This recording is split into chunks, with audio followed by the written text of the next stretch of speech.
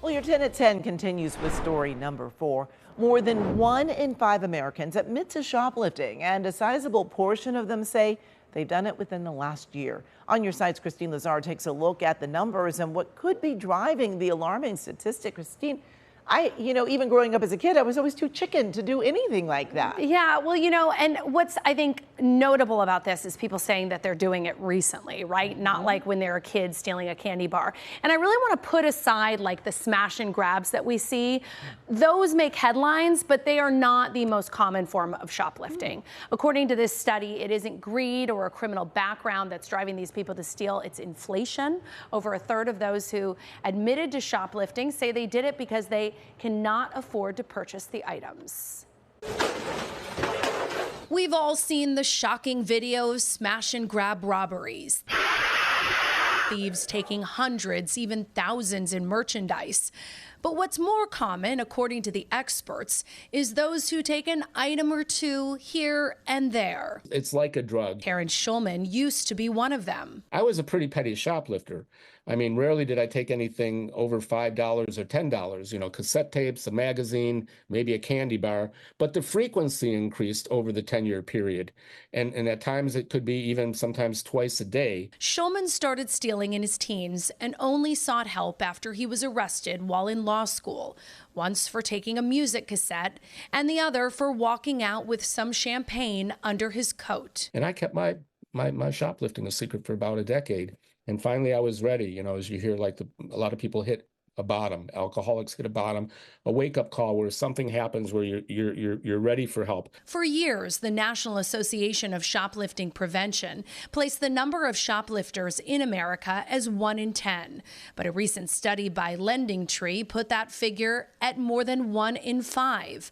Doubling the previous statistic. In total, 23% of Americans have admitted to shoplifting, and of that 23% of the 23% have said that they've done it within the last year. And what are they giving the reasons for why they shoplift? 90% of recent shoplifters, for example, say that they do it because of inflation and the current state of the economy. So in other words, people are basically saying, look, I'm only stealing because it's really, really hard out here. The study found that the majority of those who are shoplifting are doing it at large chain stores rather than small businesses. And self-checkout is making it easier for them to do it, both physically and emotionally. I think when you remove the human face, like in a cashier line, when you're waiting to have a live cash, I think that kind of depersonalizes it. Lending Tree found that the items most commonly taken are essentials, not indulgences, things like food and non-alcoholic drinks.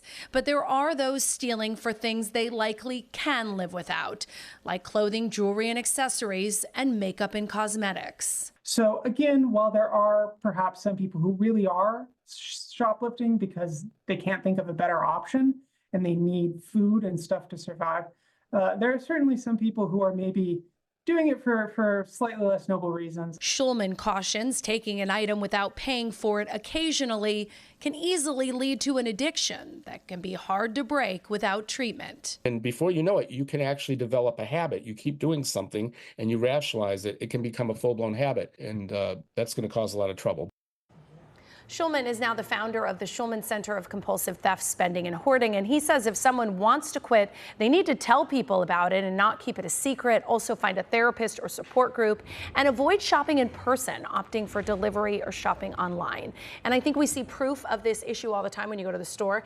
It used to just be that they had the really expensive stuff locked up. Now you see underwear, deodorant, shampoo, essentials that people are stealing because, for whatever reason, they say they can't afford it. Not that that excuses it. Exactly. But, we do need to get to the root of the problem in order for us to solve the problem, and that would be how we make these things more affordable to people. There are food banks and places that you can get this stuff, but I think a lot of times people don't know about it, or they're just, it sounds crazy that they would have more shame with that than with stealing, but often, they don't have to look face to face to someone when they're taking it. Exactly, Kristine, thank you. And continuing on with this.